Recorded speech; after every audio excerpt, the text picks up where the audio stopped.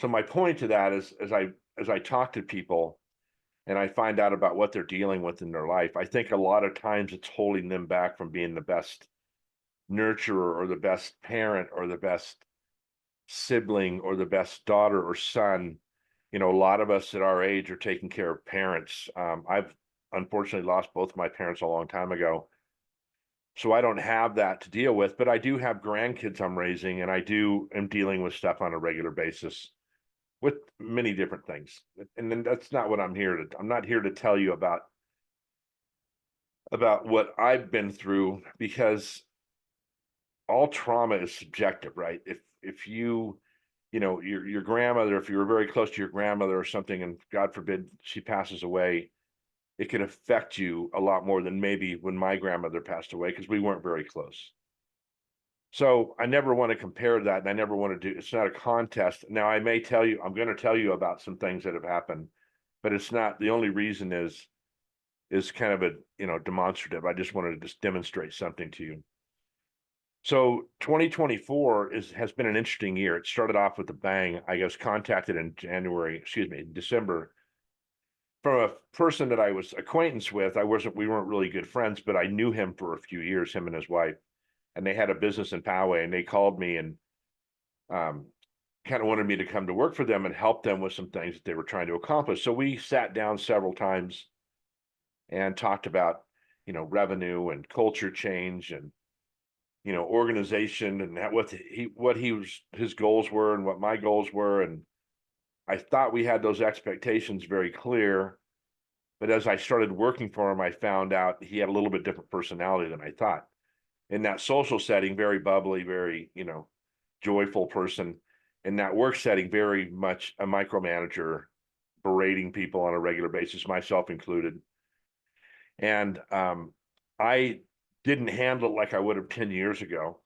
I was much more calm, much more, trying to keep peace, trying to demonstrate to the people that were working for me at the time how to handle these situations and handle him, so we can continue to do our job without him affecting that emotional piece of our work. So this went on for a few months, and finally he went on vacation for a while, and there were some changes being made, and he came back from vacation and says, "Look, I just talked to my accountant. Things aren't going good." Told me some things that were going on that I won't share here, but says I'm going to have to, we got to cut some fat, right? I just insulted myself, I think.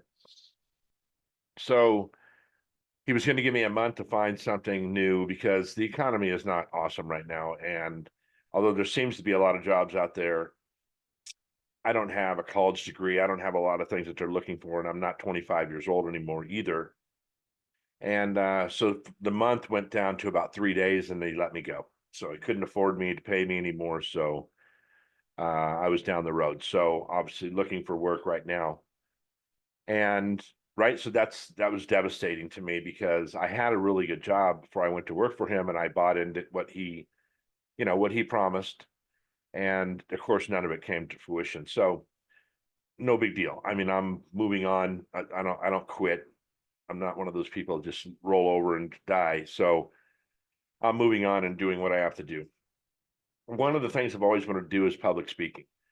And I've done some in the past, and I kind of have my stroke now as far as what I really want to talk about. And it is that emotional baggage that we're carrying around, trying to get over this trauma. Because since I am one of those people that people come up to and want to tell me their story, I find that just about everybody I meet has something, either some trauma that has happened or some trauma that is happening. And the bad news is there's going to be more trauma in your life. It's just the way it is. People get older, things happen, and you have to be, I wouldn't say prepared for it, but you have to understand that when it does happen, if it does happen, you're going to have to try to compartmentalize that trauma. And what I mean by that is you're going to have to take some time out of your day, week, month, whatever it is, however you have to deal with it. Like I said, it's all subjective. Kind of depends on how you're dealing with it at the time.